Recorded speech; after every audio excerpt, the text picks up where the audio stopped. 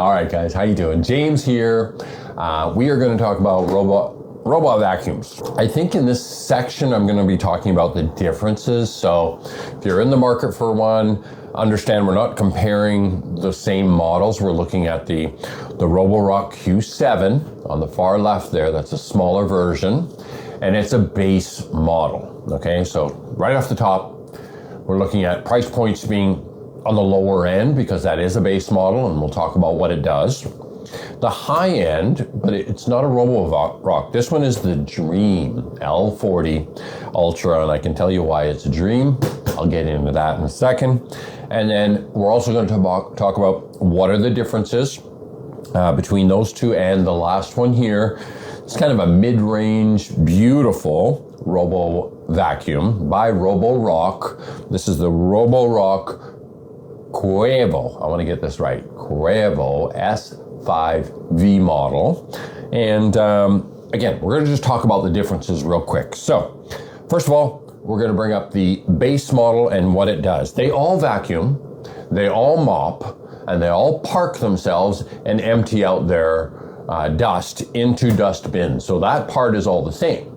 What makes one different from the other? The first thing I want to point out, okay, this one goes around the room. Of course, it's kind of cool. It has that get the corner dirt stuff because it's a circle going in a square room. You got to be able to hit the corners. So that helps push the dirt into the middle, and that gets sucked in. It collects into the dust bin. When the dust bin is full, it parks itself, empties out all the dust into a vacuum bag, and then it's ready to go again. All right, that's the vacuuming aspect. The second one is the mopping. Now, if you want your floor to be vacuumed and then covered with a slightly moist cloth just to make sure there's no dust or anything, you would physically fill this little container up. You can see how I opened up the thing. You put water in there. This will hold enough water to keep this sucker moist for a while. When it gets dirty, you want to just Velcro it off, throw it in the wash, throw it back on. It's like a light, moist mopping system, but when it's done and you've already kind of noticed all the water's gone, if there's any dirty water, you empty it out, but the water's just here. What the water in this container does is just keep this moist and ready to go, right?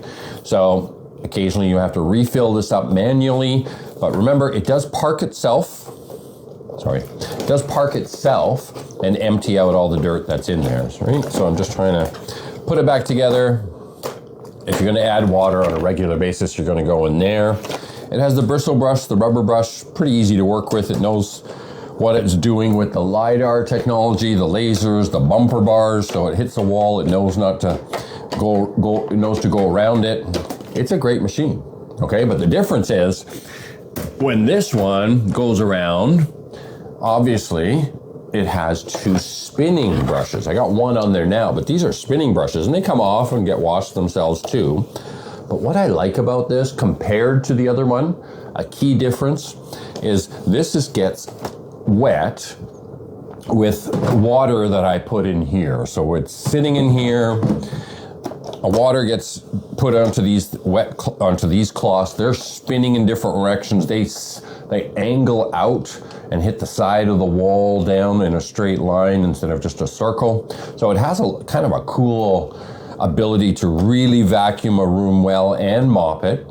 Now it parks itself back into its station. All the dirt that was in the filter, the filter is, here, right? So when it wants to empty the dirt that it's collected, when it parks itself, all the dirt gets collected into the vacuum bag down here, okay? So keep an eye on that. This is a high-end model, which means it can collect a lot of dirt. All the dirty water, so remember this thing went through a whole room, it was moist, right? They're slightly wet. It's literally any dirty water gets sucked up into here, right? So it cleans the brushes and then empties the dirty water in here. Keep an eye on that. Occasionally, pouring out the dirty water, filling in the clean, emptying out the bag, but it's going to do a little bit better job, and it's more fully automatic compared to the other one. The last one, it does the same thing, right? The spinning brushes, the dirty water, the clean water, right? The key difference here between these two is one's black, one's white. It has a few more technologies on there, like it reads a room better, LiDAR, but I like the Roborock. I know it's not about me right now, but as far as differences goes, the differences are quite minor between the Dream and the Roborock Qrevo. I think the differences are kind of minor, but this obviously holds a little bit more dirt. You don't have to monitor it as often. It has apparently a built-in camera, which allows you to read the room better, but they all do a great job. It's just what standard you personally have, and then price point, how important that is. I'll let you guys make up your own mind, but I wish you guys good luck in your robo vacuum, and hopefully your house will be clean and you can relax and enjoy that on a regular basis. Have a great day.